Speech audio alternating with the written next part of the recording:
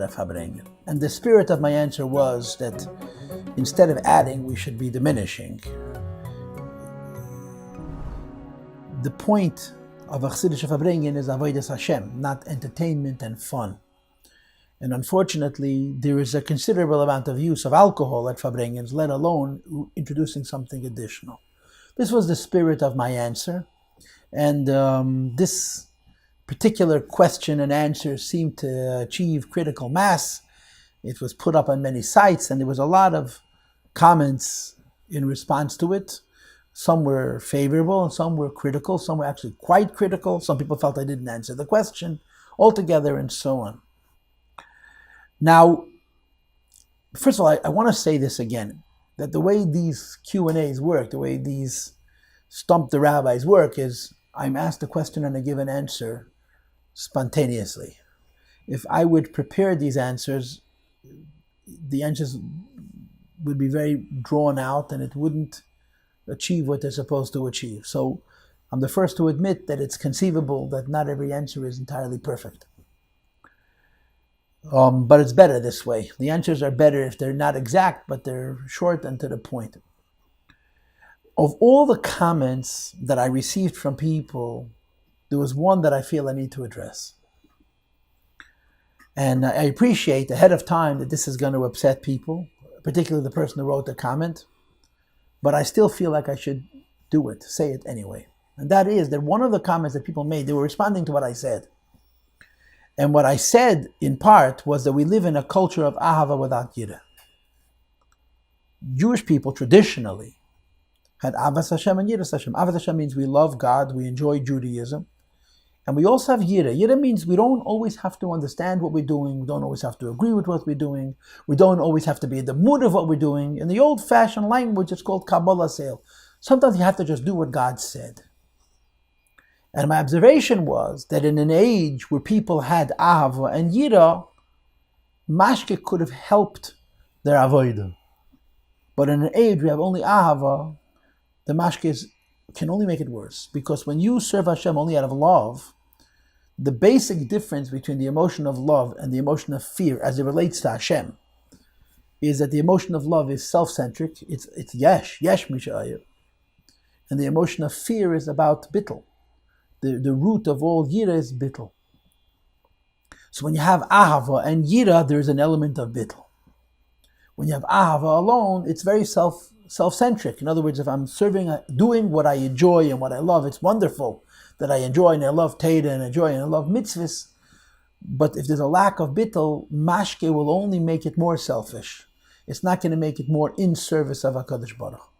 So somebody wrote a one-liner that said, quote, this is not a direct quote, this is approximately the quote, when you raise children with fear without love, so they grow up to live with love without fear, period. And then it said, think about it, period. This is the comment.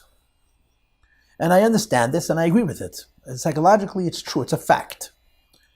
When a child is raised, whether it's by parents or by teachers or by community or by all three, where everything is about fear, you're not allowed to do this, you're not allowed to do this, you're not allowed to do that, and they don't feel loved, and they don't feel like they're being taught a love for Yiddishkeit, so there's a resentment and there's a reaction. And the reaction is, I'm only going to do what I like. I'm only going to do what feels right. I don't want to do what you make me because I don't like the way you make me feel when you make me do things. That's the spirit of that person's comment. And I understand it. I see it. I know it. It's human nature. I'm also a person, and I also don't like when people make me do things that I don't want to do and so on. But I want to say the truth. And the truth hurts, but I want to say the truth. The truth is that it's not an excuse. If a person was raised poorly, and they were raised with too much discipline, too much gvura, not enough ahava, so their parents made a mistake, their teachers made a mistake, and it's not good. They shouldn't repeat the mistake. But it doesn't change the fact that as adults, we have to take responsibility for ourselves. And in taking responsibility for ourselves, we cannot only do what we love. We cannot only do what we enjoy. We cannot only do what we agree with. We have to be makabel oil malchus shamayim. Whatever Hashem tells us to do, we need to do. And we need to do it simply because He told us to do it. It's very simple. So, if I may use these words, if a person has had a bad childhood or a challenged childhood, which puts them in a position where they resent all the gevura, part of their avodah is not only to create love in their avodas Hashem, but to impose yira on themselves. If you were taught Yiddishkeit in a way which is incomplete, you can't not be a Yid. You have to just teach it to yourself. And teaching it to yourself means that even if you were raised with Yira without Ahava, you have to figure out how to reincorporate Yira into your avodah, because it's the only way to be a human being, and it's certainly the only way to be a Yid. And I always give the same two examples. When the Rebbe made Tzivos Hashem, he explained why he made Tzivos Hashem. And there's a letter which is not very famous, written to a psychotherapist who was bothered by the form of army, Tzivos Hashem, the army of Hashem. And what the Rebbe said is American children are being raised up on selfishness. Everything is me. I only do what I want, I only do what I feel, I only do what I'm comfortable with, which is a psychological version of Ava without Yira. And the Rebbe said no civilization can survive like that. Children must have Kabbalah Seil. Children must do what others tell them, whether they want to or not, because the commander-in-chief said so. And if it's true of children, it's certainly true of adults. That every person has to understand that in their own lives, that you don't only do those things in Yiddishkeit that you want to. You have to keep all Tayag mitzvahs. Some of them come from Ahava, and some of them come from Yira. And it's not an excuse. It's not an excuse that my parents raised me wrong, that my teachers raised me wrong, that my community raised me wrong. And the reason it's not an excuse is because as adults, we have to be Yidden for ourselves. And we have to have a relationship with ourselves, with Hashem, by ourselves. And we can't blame our identity as people and as Jews on what others may have done or have not done to us. It's not like I don't understand the struggle. But I also understand, I appreciate, and I think this is what the Rebbe is trying to teach us, that no human being can live successfully with excuses. We have to live. And if somebody didn't give us something correctly, we have to figure out how to correct it for ourselves. And there must be Yira, there must be Kabbalah Seil in our lives. And when we have Yira in our lives, so then the balance of our Yiddishkeit is healthy, which is that we do what we have to do whenever we have to do it, whether we feel like doing it or we don't feel like doing it. And just to complete the thought, the second example for this is the Sheva Mitzvahs B'nei. The Rebbe made a Sheva Mitzvahs B'nei campaign. And he himself introduced a phrase as the basis for that campaign. For some reason, when you hear people talk about Sheva Mitzvahs, they come up with all kinds of other explanations or forms.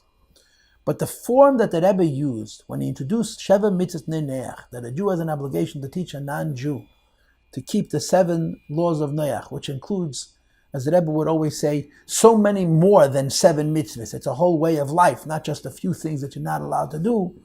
The phrase that the Rebbe used to make this point is Ayin Reya ve'ezen shemas v'chol ma'asecha v'sefer nechtavim.